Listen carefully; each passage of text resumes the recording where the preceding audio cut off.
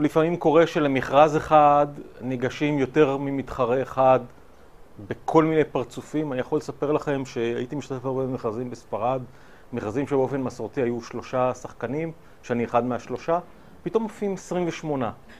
ואנחנו רואים שמה-28 האלה יש למעשה זה 4-5 שחקנים, והשאר זה כל מיני שחקני משנה של אותו מפיץ או אותו ספק תוכנה. יש המון חוסר בהירות לגבי מודלים. יש לנו מודלים שונים היום, בעיקר בתחום האינטרנט.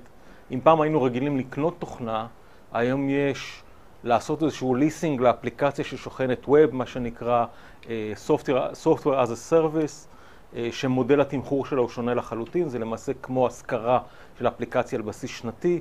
יש חברות שעדיין חושבות במודל הישן, וזה נורא קשה להם עם המודל הזה, שהם לא קונים נכס, איזשהו משהו שיכולים לעשות עליו אמורטיזציה, פחת בהנהלת חשבונות שלהם.